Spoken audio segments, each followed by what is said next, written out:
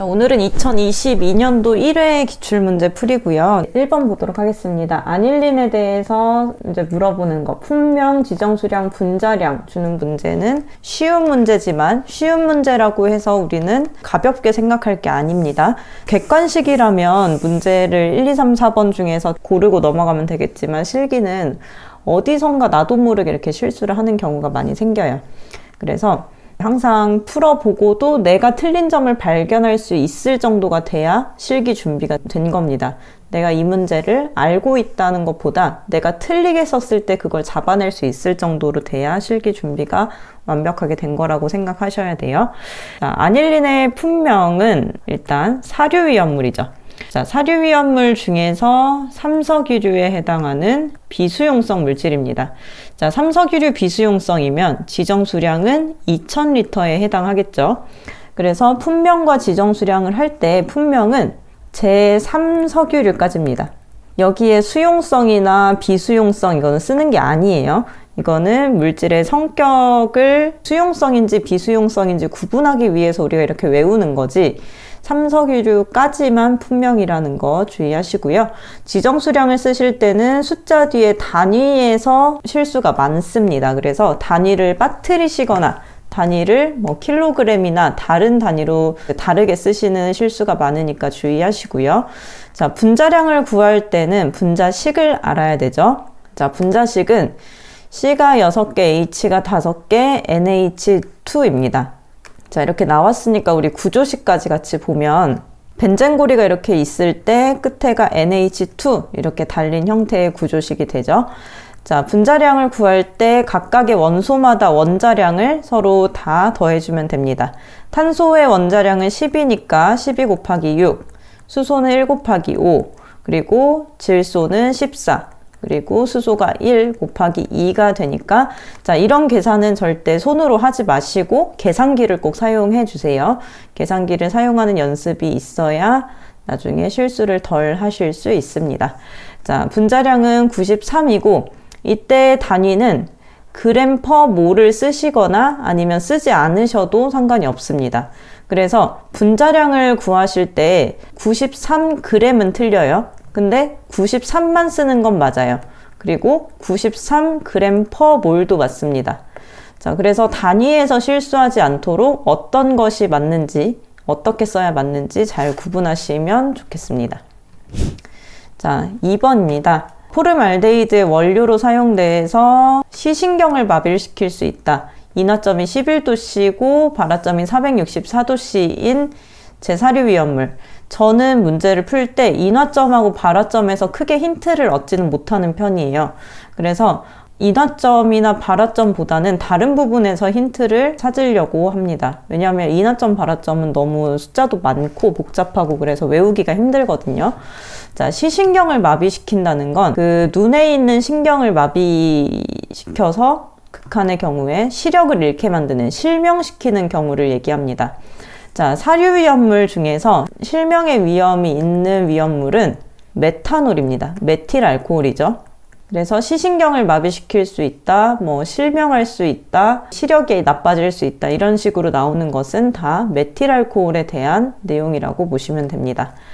자, 그리고 포름알데히드의 원료라고 되어 있는데 메탄올이나 에탄올의 경우에는 뭐 지정수량, 품명 이런 건 기본이고요. 산화됐을 때 어떻게 변화하는지도 잘 정리해 두셔야 됩니다. 자, 메탄올의 경우에는 산화됐을 때 포름알데히드가 되고요. 포름알데히드가 HCHO인데, 자, 여기에서 한 번 더 산화가 되면 O를 하나 더 받아서 포름산이 됩니다. 어떻게 변하냐면 HCOOH로 변해요.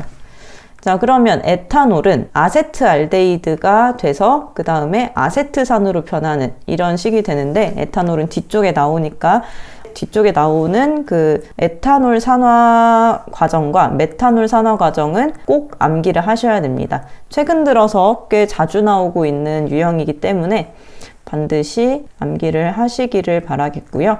자, 위험물의 명칭, 이름을 물어보는 거니까 메탄올 또는 메틸알코올 둘 중에 하나로 쓰시면 메틸알코올 이렇게 쓰시면 되겠습니다. 화학식을 쓰라고 한 게 아니기 때문에 CH3OH 이런 식으로 쓰면 안 되고요. 한글로 쓰셔야 됩니다. 자, 구조식의 경우에는 결합한 것을 선으로 나타내는 거죠.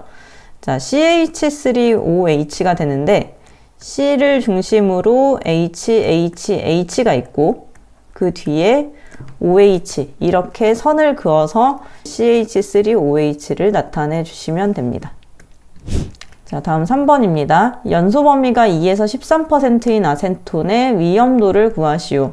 자, 그냥 아세톤의 위험도를 구하시오 라고도 나올 수 있는 확률이 있습니다. 근데 연소 범위라던가 인화점, 발화점은 실험할 때마다 달라지고 사이트마다도 다르고 또 책마다도 다 다릅니다. 그래서 그냥 위험도를 구하라고 하면 책마다 이제 표기가 다르기 때문에 그걸로 인해서 오답으로 채점될 수 있는 확률이 많아서 보통은 이렇게 위험도를 구하시오 할 때는 연소 범위를 주는 경우가 대부분이에요.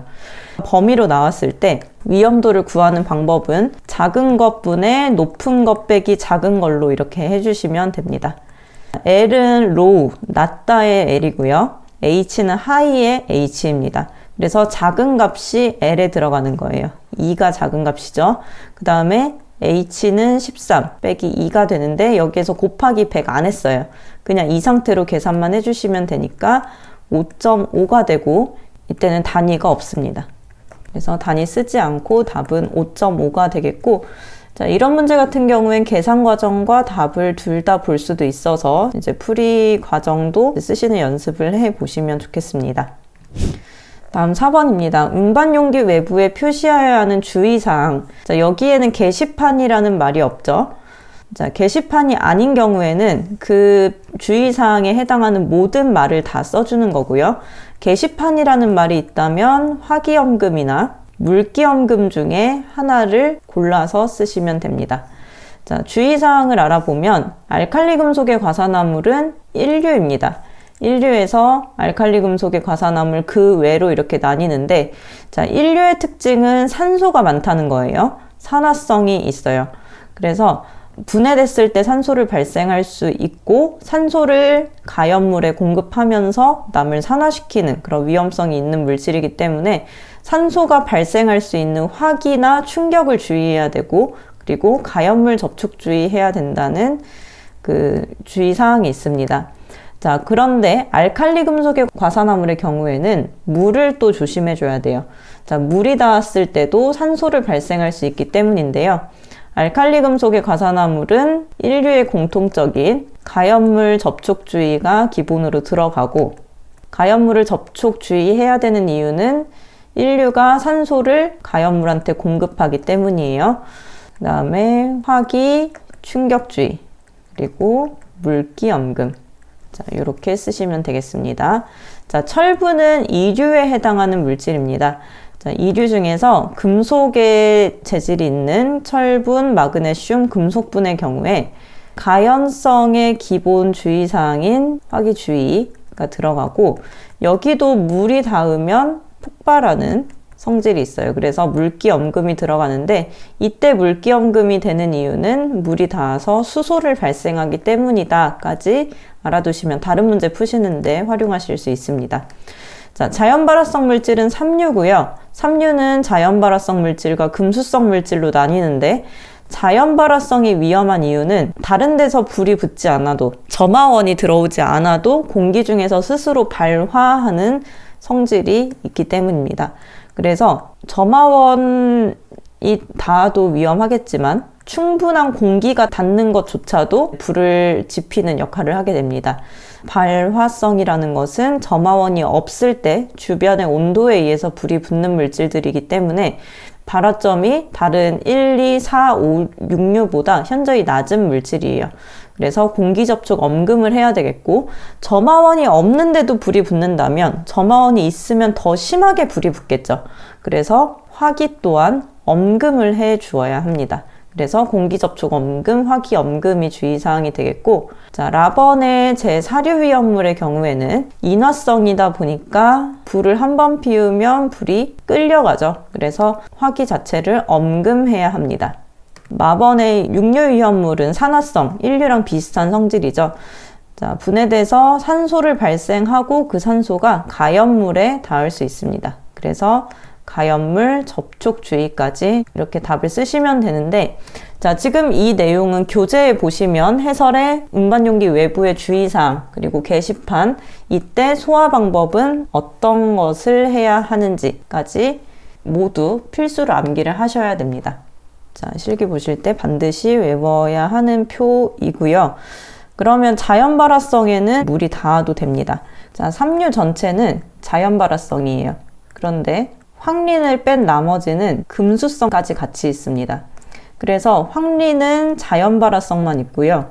황린을 제외한 나트륨, 칼륨, 알킬, 리튬, 금속, 수소 화합물 이런 것들이 모두 다 자연발화성과 금수성을 가지고 있습니다. 그러니까 금수성 물질들은 다 물기 엄금일 텐데 황린은 오히려 물속에 저장하고 물로 불을 끌 수 있습니다. 그래서 황린을 뺀 나머지는 다 금수성 물질이다. 물 뿌리면 안 된다. 삼류 중에 황린만 물 뿌려도 괜찮다. 이렇게 정리하시면 되겠습니다. 자, 5번입니다. 디에틸에테르에 대해서 다음 물음에 답하시오. 자, 디에틸에테르는 사류 위험물이죠. 자, 사류 중에서 특수인화물에 해당하는 위험물인데 말 그대로 에틸이 몇 개가 있다는 뜻이냐면 2개가 있다는 뜻입니다. 그리고 에테르라는 건 가운데가 O가 있고 왼쪽 오른쪽에 알킬기를 포함하고 있다는 뜻이에요.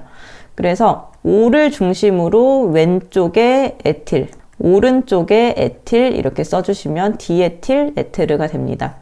그러면 이 화학식을 가지고 증기비중 구할 때는 어떻게 구하죠? 자, 바로 29분의 분자량을 통해서 구합니다. 자, 29분의 분자량을 하시고, 자, 화학식의 분자량을 이렇게 계산하는 식을 보여주시면 됩니다. 자, 만약에 계산 과정이 시험지에 있다면 이렇게 과정을 보여주시면 되고, 계산 과정이 시험지에 없다면 우리 시험지 아랫부분은 메모칸이라서 채점에 들어가지 않습니다. 그 부분에 이렇게 과정을 쓰고 이 과정을 계산기에 정확하게 입력을 해서 푸시면 되겠습니다. 그래서 29분의 분자량이 되면은 계산했을 때 2.551이 나와서 반올림을 하게 되면 2.55가 되겠습니다. 자, 디에틸에테르에 대해서는 과산화물이 생길 수 있습니다. 그래서 옛날에 작업형이 있었을 때 과산화물 생성 여부 확인법이 자주 출제가 됐는데 이제 필답형으로 100% 바뀌게 되면서 점점 작업형 문제가 많이 비중이 추가가 되고 있습니다. 자, 디에틸에테르는 산소가 많이 추가돼서 산소가 막 2개가 생기고 이런 식으로 산소를 흡수하는 성질이 있어요. 그래서 과산화물을 생성하지 않도록 하기 위해서 갈색병에 보관을 하는데 워낙 산화가 잘 되다 보니까 생성하는 것을 방지하기 위해서 40메시의 구리망을 그 갈색병에 같이 넣어서 보관을 하면은 산소가 잘 결합하지 않고요. 그리고 이게 과산화물이 됐는지 안 됐는지 알아보려면 자, 여기가 중요합니다. 과산화물이 됐는지 안 됐는지 알아보려면 10% 요오드화 칼륨 수용액 이것을 간단하게 쓰면 KI 수용액입니다. KI 수용액을 넣어서 황색으로 변하면 이게 과산화물이 된 거고요. 우리가 그냥 육안으로 보기에는 구별할 수 없기 때문에 10% 요오드화 칼륨 수용액을 사용한다. 언제? 디에틸에테르가 과산화물이 됐는지 확인할 때 이것을 사용한다. 이렇게 보시면 되겠습니다. 자, 이 요오드화 칼륨의 경우에는 과산화수소가 분해될 때 촉매로 쓰이는 물질인데 그렇게 촉매로서의 문제가 나오기보다는 디에틸에테르의 과산화물 생성 여부 확인 시약으로 많이 쓰입니다. 10%의 요오드화 칼륨 용액 꼭 기억을 하시고요. 이런 문제를 통해서 작업형을 꼭 봐야 된다는 것을 우리가 알 수 있습니다. 그래서 작업형 문제가 필답형 뒤에 문제가 수록이 되어 있는데 그 정도는 꼭 보고 가셔야 된다는 것도 이제 공부하시는 방법으로 확인하셨으면 좋겠습니다. 자, 다음 6번입니다. 위험물 제조소에 다음 수량의 위험물을 저장할 때 필요한 최소 보유 공지를 쓰시오. 자, 어디에 보유 공지냐면 제조소의 보유 공지입니다. 자, 저장소는 종류가 8가지고 종류가 많다 보니까 보유공지의 종류도 여러 개입니다. 근데 제조소는 종류가 1가지죠. 보유공지도 단순해요. 10배를 기준으로 10배보다 넘을 때, 안 넘을 때 3m, 5m가 됩니다. 자, 10배를 기준으로 10배보다 넘는지 안 넘는지에 따라서 3m, 5m가 되는데 지정수량 10배 이하까지가 3m가 됩니다. 그러면 딱 10배까지는 3m가 되겠죠. 그리고 10배가 넘어가는 10배 초과부터는 5m가 됩니다. 그래서 이 답원의 10배를 기준으로 여기를 3m로 알고 있는지 5m로 알고 있는지 여러분을 확인하기 위한 문제인 거예요. 자, 제조소는 10배까지가 3m입니다. 그래서 여기 1배, 5배, 10배 여기까지가 이제 3m가 되겠고요. 50배, 200배는 5m로 써주셔야 됩니다. 그래서 이제 지정수량의 몇 배까지가 몇 미터 되는지 이렇게 구분하는 문제였고요. 자, 7번에 다음 할로겐 화합물의 소화약제 할론 번호를 쓰시오. 자, 할론 번호는 C, F, Cl, Br, I의 순서대로 이제 원소의 개수를 숫자로 나타내는 건데요. 자, 여기 지금 화학식에 나와 있는 순서대로 숫자를 나열하면 되겠습니다. 자, 지금 탄소가 1개 있고 F가 3개 있고 Cl은 없고 Br이 하나 있기 때문에 1301이 되겠고, 자, 여기 이 나번이 실수하기 좋은 문제인데요. 탄소가 하나 있고 F는 없지만 뭐가 2개 있으니까 이렇게 쓰게 되면 안 됩니다. F 자리에는 F만 들어와야 됩니다. 근데 F가 없죠. 이런 경우는 0이고 Cl이 1개, Br이 1개고요. 그리고 C가 2개, F가 4개, Br이 2개이기 때문에 C 2개, 4개, Cl이 없고 Br 2개. 라번은 1211, 그리고 마번은 104. 이런 식으로 없는 거는 0으로 쓰고 나머지를 숫자를 써주셔야 되는데, 오히려 이렇게 분자식을 주고 할론 번호를 쓰라고 할 때보다 이렇게 반대로 쓰는 경우가 실수가 굉장히 많습니다. 자, 어떤 실수가 생길 수 있냐면 1011 이런 경우에 중간에 0이 있는 경우 C가 1개 있고 Cl이 하나 있고 Br이 하나 있대. 그러면 이렇게 쓰고 끝난다. 이렇게 쓰이는 경우가 생기니까 이거를 조심하셔야 되는데, 왜냐하면 탄소 하나는 수소를 기본으로 4개를 가지고 있어요. 그래서 수소가 나가는 만큼 나가고 그 다른 물질이 들어오지 않으면 수소는 그대로 가만히 있습니다. 그래서 이 CCl, Br의 경우에 C 하나에 Cl이 들어오고 Br이 들어온 나머지 수소는 자리를 뺏기지 않고 그대로 가만히 있는 거예요. 그래서 여기에 H가 2개 빠져나가면 안 되고요. 그리고 요즘은 실기 기출 문제가 점점 필기 기출 문제를 가지고 오는 형태가 몇 문제 생겨납니다. 그래서 예를 들어서 할론 번호 10001의 화학식을 쓰시오 라고 하게 된다면 C, F, Cl, Br, I의 순서대로 개수가 되겠죠. 그러면 탄소 하나에 수소가 4개가 결합되어 있고 이 사이에 지금 I가 하나 들어온 거죠. 그렇기 때문에 화학식은 CH3I가 될 수 있습니다. 자, 이런 식으로도 응용이 될 수 있으니까 그냥 번호는 숫자를 갖다 쓰면 된다 이렇게 보지 마시고, 왜 이렇게 숫자가 나오는 건지, 탄소는 기본적으로 수소를 가지고 있다는 거, 이런 원리까지 잘 이해를 하셔야 함정에 빠지지 않고 무난히 합격하실 수 있습니다.